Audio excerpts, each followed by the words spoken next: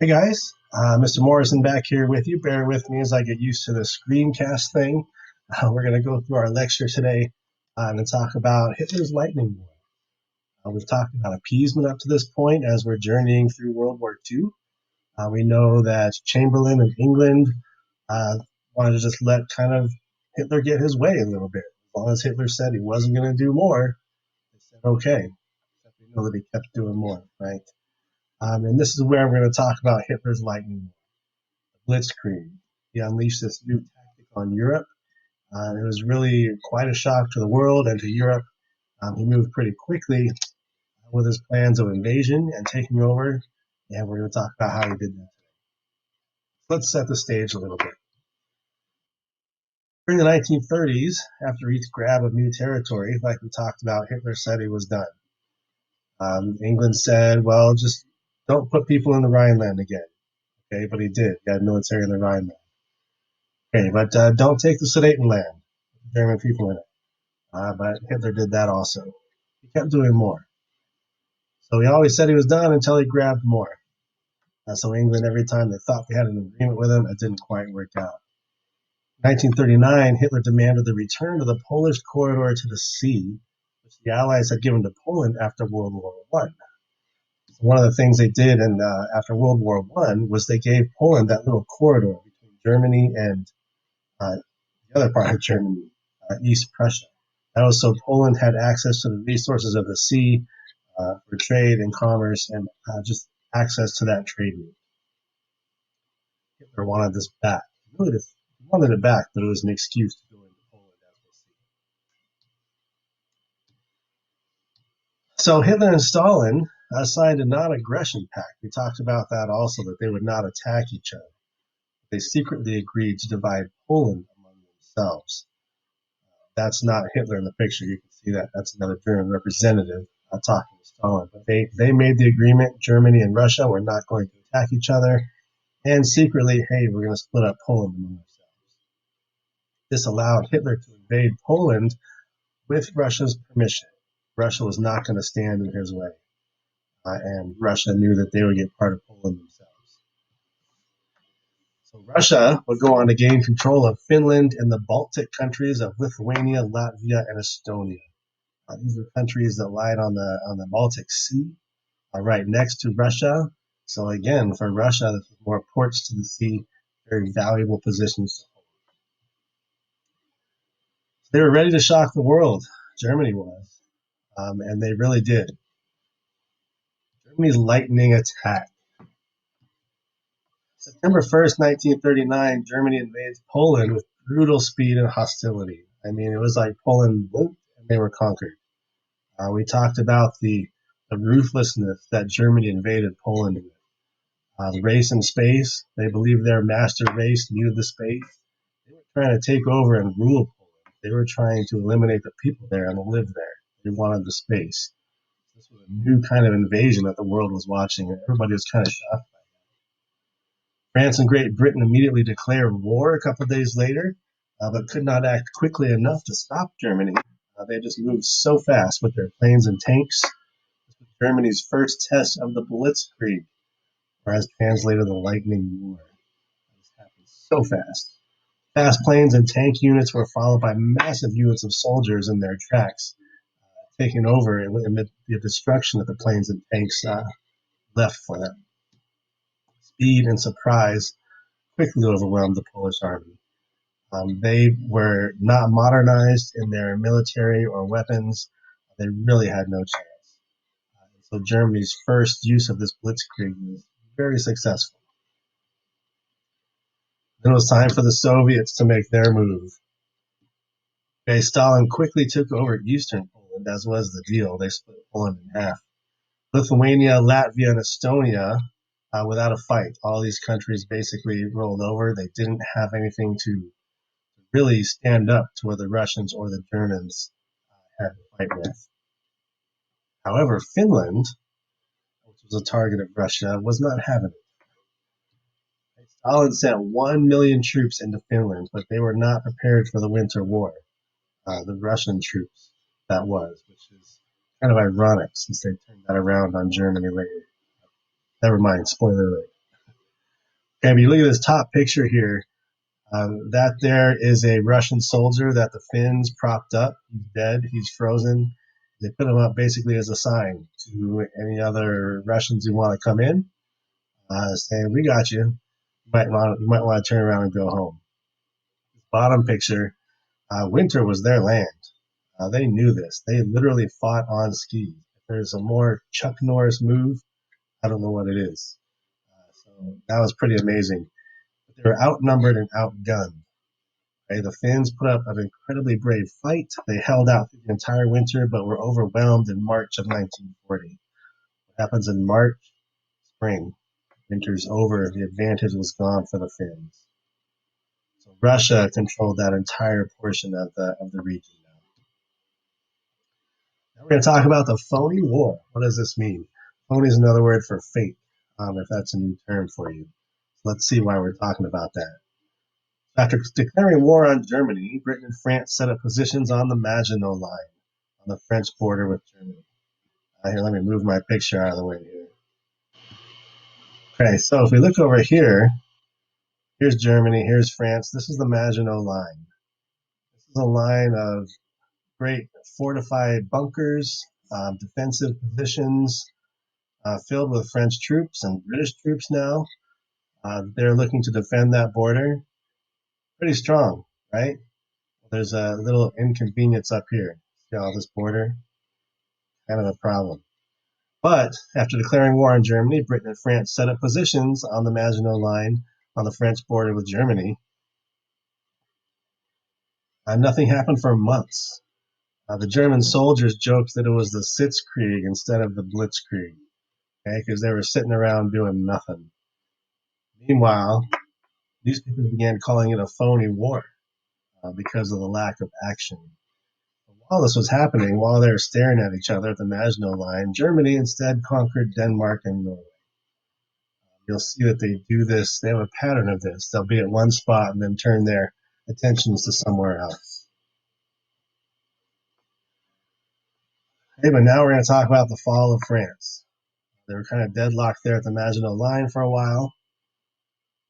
But May 1940, Germany dominates through the Netherlands, Belgium, and Luxembourg. That's those countries that were not guarded by the Maginot Line. So you can see how that was a problem. This kept the Allies busy while Hitler sent a larger force of tanks and troops through the Ardennes forest into France. That was through a gap in the Maginot Line. They were able to go through the forest because the Allies thought, well, they can't bring troops to the forest. It's too tough to do. And they said, watch me. So they crossed France and they made it to the northern coasts in only 10 days, shocking the French, the Allies, and the world. You see a picture of Hitler in Paris. This was just a few days after they entered France. Now they're already in Paris, occupying the country. Okay, this push across France by the Germans led to a rescue at Dunkirk. This is an amazing story. The Germans' quick takeover of France trapped over 330 British and Allied soldiers on the beach waiting to be slaughtered. Germany rolled through so fast that the troops had to retreat. They ended up at the beach with nowhere to go. I mean, they could swim, but it's 30 miles to England. So they were stuck on the beach. Germany was surrounding them. It was about to be war over right then. If we couldn't get those troops out, if we had lost that many troops, the Allies, we would not have been able to come back and fight another day. At least not with high hopes and potential. However, over 850 ships left England to cross the Channel and rescue the men on the beach.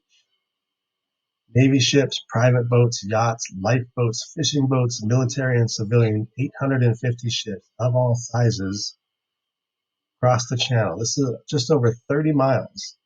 Some tiny boats did this just to pick up a few men and take them back. One of the largest rescues in history. If you get a chance, watch the movie Dunkirk. It came out last year or the year before. Pretty intense, but it's a great telling of this story. It really gives you an idea of what it was like to be there. So now France has fallen. So now what are they going to do? After Dunkirk, there were no Allied forces remaining to fight in Germany. Germany had control of France and pretty much all of Europe. The Germans took Paris, and French leaders surrendered on June 22nd in 1940. So Germany was in control of the country. The French leaders fled the country. French President Charles de Gaulle, in this picture right here, he set up a French government in London. So in effect, he was running France from London. Not to great effect, because Germany was pretty much running France from Paris. I'm all confused. It's late. In a radio broadcast from England, he called on the people of France to resist the Germans. Remember, they're only 30 miles apart across the English Channel, so they can hear the radio. So he called to the people of France, saying, resist the Germans. You know, it looks bad, but we're going to get through this. There he is doing his radio address there. Now we get to the Battle of Britain. Okay, Hitler has gone through France. He's gone through Poland. He's gone through whatever he wants to go through. Now he's got his eyes on the one enemy who he hasn't defeated yet. One enemy to the west. He's going to look at Russia later. Okay, so with France fallen, Britain stood alone against the fierce German forces. But they were hurting after getting pushed back through Dunkirk and sent back home.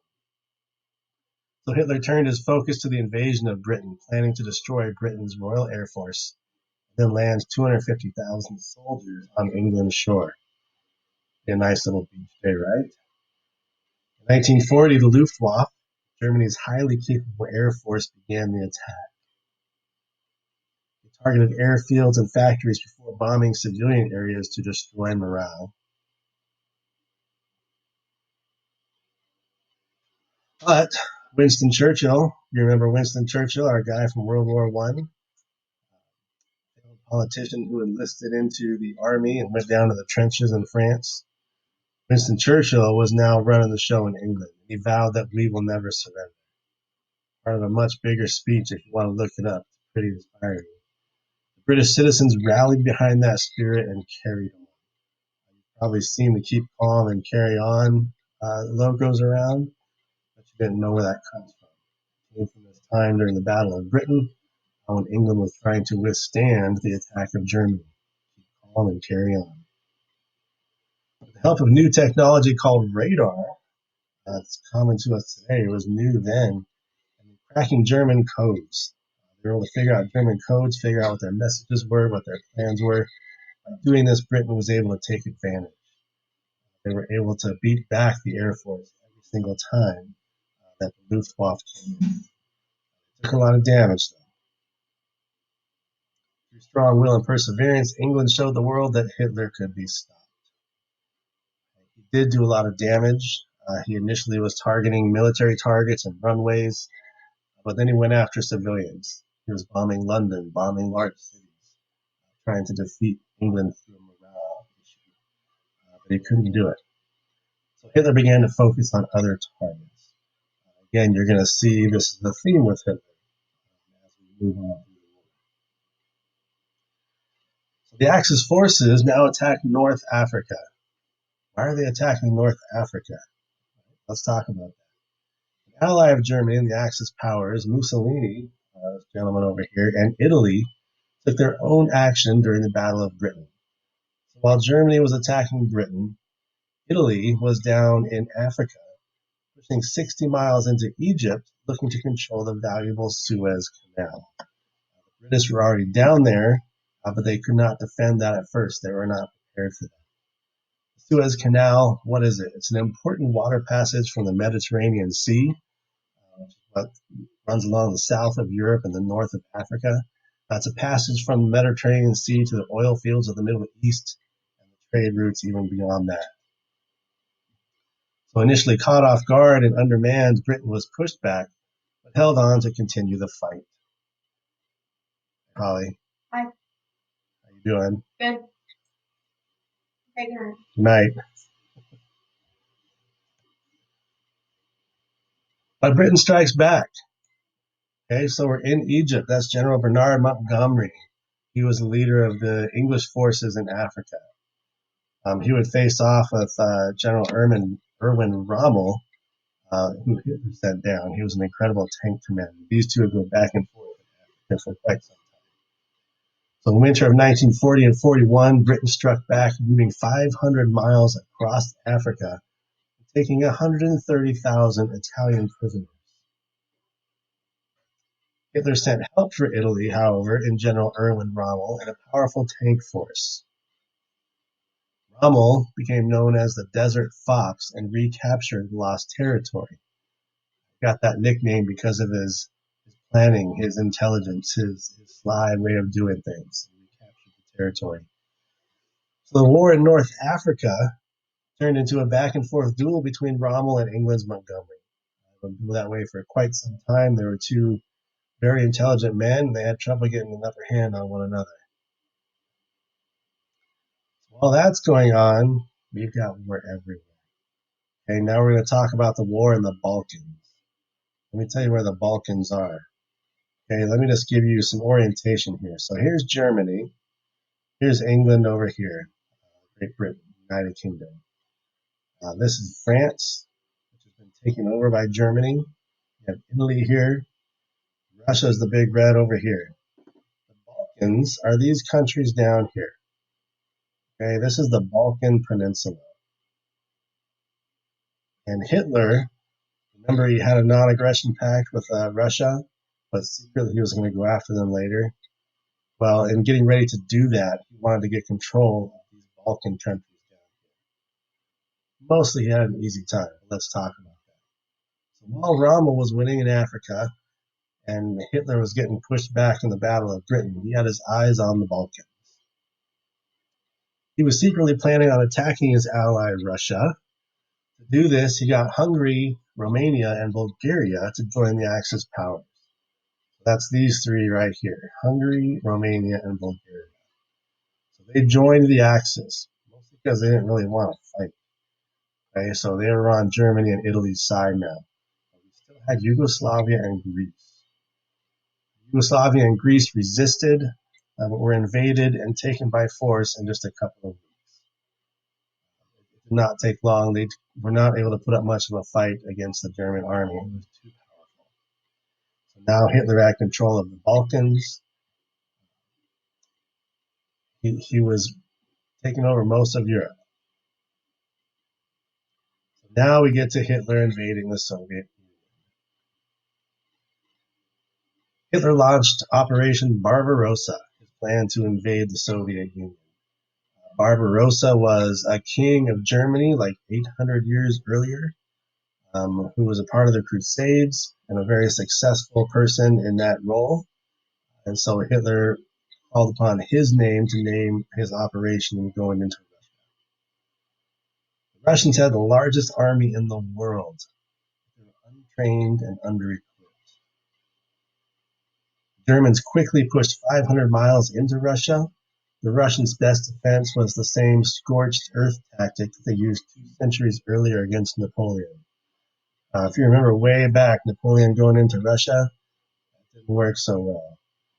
Part of the problem was he was there in winter because he didn't think it would take that long. Hitler should have studied history. Okay, so the Russians were doing the scorched earth policy. As they retreated, they burned everything. They burned the houses, they burned the food, they burned the fields. There was nothing left for the Germans to survive on. They were going to get so far away from their home and their supplies, it was going to be hard to continue. So that was the scorched earth tactic that they were using. Leningrad, how the Germans put the Russian city under siege. What is a siege? A siege is when an army surrounds a city and they keep them from their supplies. They don't let them out. It's really hoping that they either starve to death or they give up. The whole time they're firing their artillery in. They're just trying to really kill the morale as well as kill the people in there until they give up. So Leningrad, the Germans put the Russian city under siege. Citizens of the city were starving. They were forced to eat cattle and horse feed, eventually cats and dogs, and then crows and rats were all that were left in the city to eat.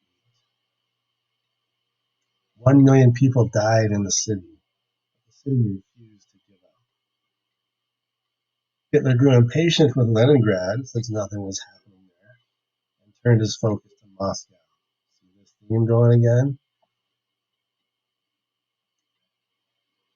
So the Germans reached the outskirts of Moscow, which was the capital of Russia, but the Russians counterattacked and held firm. The Germans were still in summer uniforms, not expecting Russia to hold until the winter, so the German guys were cold. They were freezing, often literally. As they froze, Hitler gave a no retreat order. They would gain no more ground, but they couldn't go home. So they were stuck in the freezing winter, short on supply and summer uniforms. Pretty bad. But they were stuck there. They held the line, didn't gain any more ground outside Moscow. What did Hitler do? Spoiler alert, he turned his attention somewhere else. I'm not going to talk about Stalingrad in this lecture. Hitler went down here to Stalingrad instead. But basically, his invasion of Russia failed and cost the Germans 500,000 soldiers. That's a huge cost. But if you get a chance, speaking of Stalingrad, I recommend the movie Enemy at the Gates. It really shows the determination of the Russian people, even though they were untrained and underarmed. Really good movie to show that side of the war. Right, and now the U.S. is going to start aiding the Allies. Okay, the Americans had long held to the hope of staying out of Europe's war, much like they did in World War I. They're like, you don't want it. You guys do your thing. The Neutrality Acts made it illegal to supply arms or funding to the nations at war. President Roosevelt devised the Lend-Lease Act. Recall, we talked about this earlier. So this allowed the United States to loan weapons, food, and supplies to the Allies. What did this do? This announced to the world that the U.S. was not really neutral anymore. We had not committed troops to the war, but we were definitely contributing efforts to those who had troops on the ground in very big ways. Food, weapons, ammunition, tanks, planes, all of it. America definitely had a footprint in Europe, even though our actual feet weren't there yet. We know that was coming. So that's it for today. Next time, we're going to be looking at Japan's Pacific Campaign. We're going to be talking about the attack on Pearl Harbor, which all at once, at the same time, brought America to its knees and to its feet. We stood up at that point and said, no, this is not how it works. They joined the war at that point, which we know and you know. We're going to talk about that next time. All right, check your assignment, and we'll see you soon.